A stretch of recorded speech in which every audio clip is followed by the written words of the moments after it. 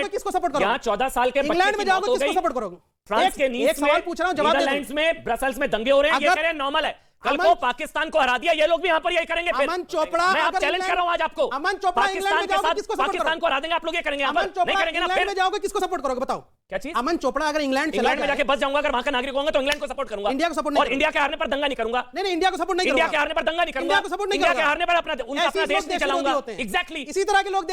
जब बात शुरू हुई तो मौलाना शोएब ने एकदम से इंग्लैंड में हिंदुस्तानियों की तुलना की कि वो भी इंडिया को जिताते हैं। अरे भाई, किन दो चीजों को मिला रहे हो? इन अरबियों को भारतीयों से मिला रहे हो, अरबी अफ्रीकनों को।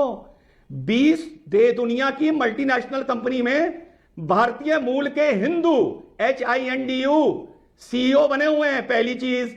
दूसरी चीज, इंग्लैंड में जो भारतीय मूल के हिंदू HINDU $36 बिलियन का रेवेन्यू देते हैं सरकार को।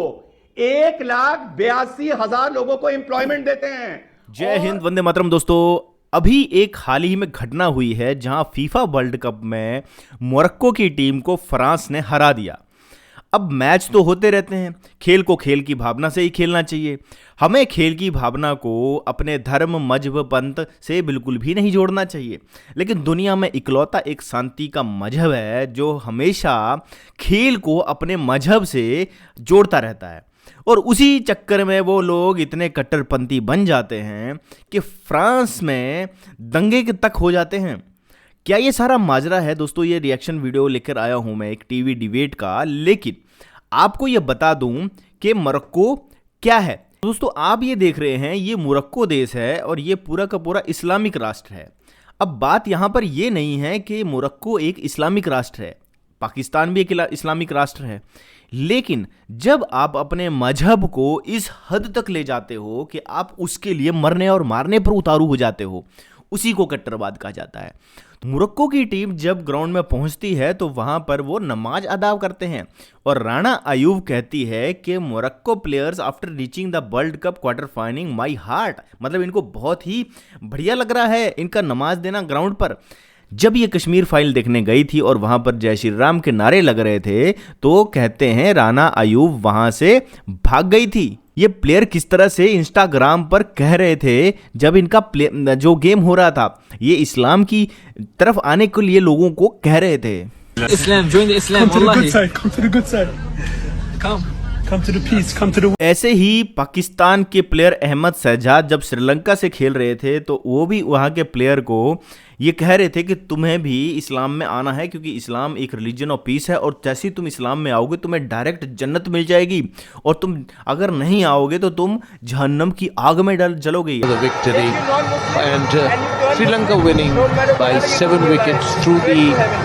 लेकिन हमारे देश में बैठे हुए ये मौलाना और मोमिन उनको डिफेंड कर रहे हैं, ये सबसे बड़ा दुर्भाग्य है। आप ये बोलो कि कहीं पे अगर गलत चीज हुई है तो वो गलत है, तो उसको किस तरह से डिफेंड किया जा रहा है, आइए देखते हैं इस वीडियो में। और ये व्हाइट लड़कियों को ये लोग मॉलिश करके उनके कपड़े फाड़ देते हैं। ये मैं कोई बढ़ा चढ़ा के नहीं बोल रहा हूं, टीम से बोलिए वो फ्लैश करे इस चीज को। और ये बात यूरोपियंस को पता थी, अब वो झेलेंगे और 2050 तक और झेलेंगे। मतलब शरण देकर फंस गया यूरोप, आप ये कह रहे हैं? मतलब शरण नहीं देनी चाहिए थी, मानवाधिकार की बात हमको। हाँ, बिल्कुल सीए के नाम पर 101% फंस गए, 101%। शोएब, मुझे याद है यहाँ पर शोएब बैठे हुए हैं, शाहीन बाग आंदोलन हो गया था, ये सीए में भी इन्हीं लोगों को नागरिकता देने के लिए लड़ रहे थे यहाँ पर कि नागरिकता दे दो, इनको दे दो। देखिए यूरोप ने दी, क्या हाल हो रहा है शोएब। मुझे खैर वो छोड़िए, मैं आपसे सवाल पूछ रहा हूँ, तस्वीर हमने दिखाई, मैं सवाल पूछ रहा हूँ, ये इन लोगों को कैसे डिस्क्राइब करेंगे जो अपने देश के ना हुए, धर्म के लिए अपने देश के ना हुए? ये देशद्रोही कहेंगे ना इनको तो शोएब, ये तो देशद्रोही है शायद, या नहीं? देखिए, आपने रिसर्च की लेकिन आधी अधूरी की। अच्छा। और थोड़ा आपका एजेंडा मैं समझ रहा था कि आप सीए पे उसको लेके आएंगे, लेकिन चूंकि पढ़े लिखे तो हम भी, मौलाना तो नहीं है, यूनिवर्सिटी में लोग मुझे डॉक्टरेट के तौर पर जानते हैं, तो पढ़ते हैं तो हम भी समझ में आता है। देखिए, एक एग्जांपल देता हूँ। जो यहाँ भारतीय मूल के लोग जो इंग्लैंड में रहते हैं, ब्रैडफोर्ड में हो या मैनचेस्टर में हो, चाहे नागरिकता वो यूके की ले चुके हैं, लेकिन जब क्रिकेट मैच होता है ना तो भारतीय तिरंगा झंडा को साथ में लेके चलते हैं। और जब हार होती है भारतीय टीम की तो निराशा होती है। इंग्लैंड में रहते हैं, बरसों से वहीं पैदा करते। और ब्रैडफोर्ड एक ऐसा इलाका है जो कि भारत की हार पर इंग्लैंड में भारतीय मूल के लोग दंगा करते हैं। मैं बता रहा हूँ,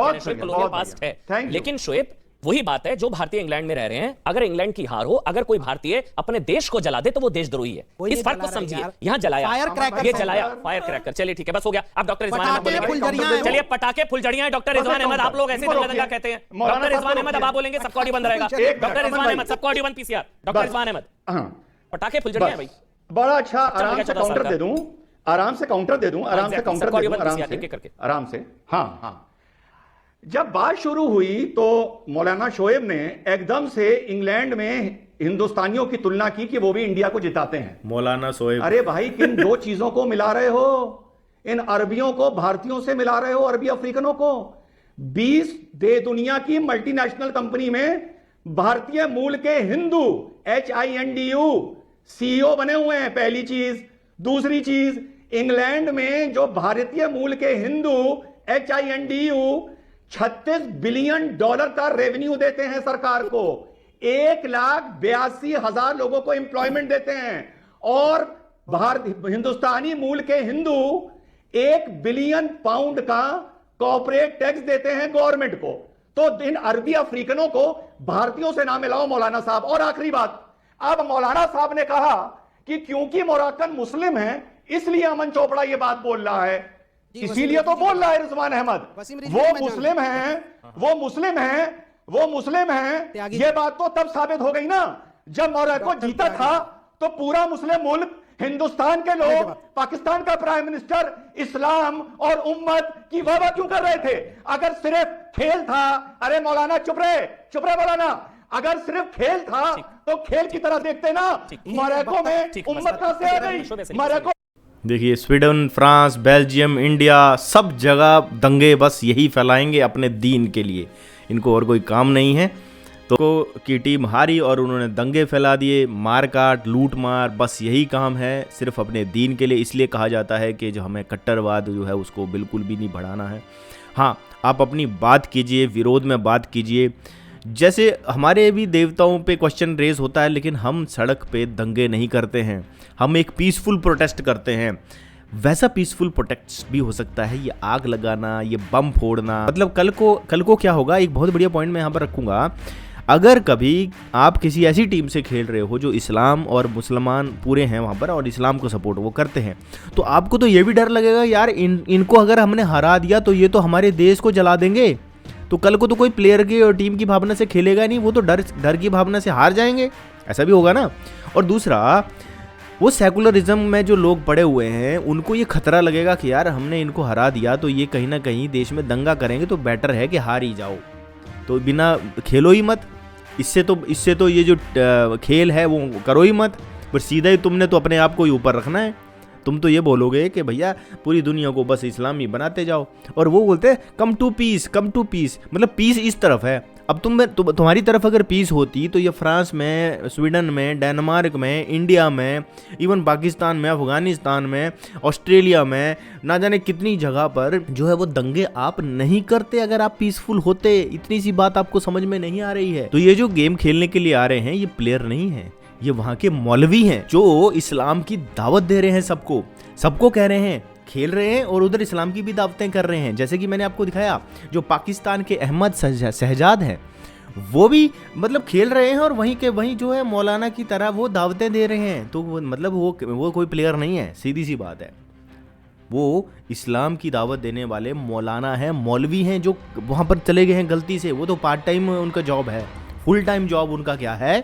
उनका फुल टाइम जॉब है इस्लाम का प्रचार करना, इस्लाम को आगे बढ़ाना। अब मैं आपको अपराध का डाटा बता देता हूँ। यूके में 4% प्रिजनर हैं, वहाँ की पॉपुलेशन का 4% जो है वो प्रिजनर है। उन 4% का अगर आप परसेंटेज निकालोगे कितने परसेंट मुस्लिम है, तो उसमें 18 से 20% मुस्लिम है यूके में। पूरी टोटल पॉपुलेशन में आप सोचो जिनकी आबादी सिर्फ और सिर्फ 2% है, वो वहाँ की जो प्रिजनर है उनमें उनकी जो क्राइम रेट है वो 18% है। क्या बात है, वाह वाह, कितना पीसफुल है। और अगर फ्रांस का डाटा निकाला जाए तो वहाँ के जितने भी प्रिजनर हैं उसके 70% प्रिजनर जो है वो ये मोमिन है, मुस्लिम है, इस्लाम को फॉलो करने वाले हैं। अब एक पीछे आया था कि नहीं 70% नहीं है, तो फिर दोबारा से उन्होंने डाटा निकाला तो कहते हैं नहीं 50 और 60% है, तो फिर 10% का ही फर्क पड़ा। चलो 50% है, मान लिया 50% है, तो क्या आप सोचो फ्रांस की कितनी पॉपुलेशन है जो मुस्लिम है, उसमें से जो प्रिजनर है उनका 50% जो है मोमिन है। कितना शांति भरा दीन है ये। तो अगर जर्मनी की बात की जाए तो उसमें 20% प्रिजनर मुस्लिम है। स्वीडन की बात की जाए तो वहाँ पर 60% जो प्रिजनर हैं वो मुस्लिम है। डेनमार्क की बात की जाए तो वहाँ पर 20% प्रिजनर मुस्लिम है। यूएसए की बात की जाए टोटल पॉपुलेशन का 1% मुस्लिम है और जो प्रिजनर हैं वो 9 से 10% है। मतलब आप सोचो जो क्राइम रेट है वो किन लोगों ने ज्यादा कर रखा है। अब आप इस चीज को, जो लोग सेकुलर हैं, जो लोग सोचते हैं कि यार हम तो बड़े सेकुलर हैं, मेरे को लगता है सेकुलरों की ना टीम बनानी भी नहीं चाहिए, फिर वो कभी जीतेंगे ही नहीं। जब उनके अगेंस्ट में ना इस्लाम की कोई टीम होगी फिर वो कभी जीतेंगे ही नहीं, क्योंकि ये सेकुलर लोग जानबूझ के हारेंगे कि यार हमारे जो मुस्लिम भाई हैं ना इनको जिताना है, इनको खुशी मिलनी चाहिए। मुसलमानों के लिए तो हमारे सेकुलर मुजरा तक करने को तैयार हो जाते हैं। तो ये लोग टीम स्पिरिट और गेम की भावना जो होती है, जो कहते हैं हम एक गेम को गेम की भावना से खेलना चाहिए, गेम को गेम की भावना से खेलना चाहिए, मेरे को लगता है यहाँ पर वो गेम की भावना पूरी की पूरी तरह ख़त्म हो गई है और यहाँ पर एक बस दीन का ही प्रचार और प्रसार किया जा रहा है जिससे कट्टरवाद फैलता है। ये दोस्तों वीडियो था। वीडियो अगर अच्छा लगे तो वीडियो को लाइक जरूर कीजिए, शेयर जरूर कीजिए। अगर चैनल सब्सक्राइब नहीं करा है तो आप चैनल को सब्सक्राइब जरूर कर लीजिए। मिलूंगा नेक्स्ट वीडियो में, तब तक के लिए दोस्तों जय हिंद, वंदे मातरम।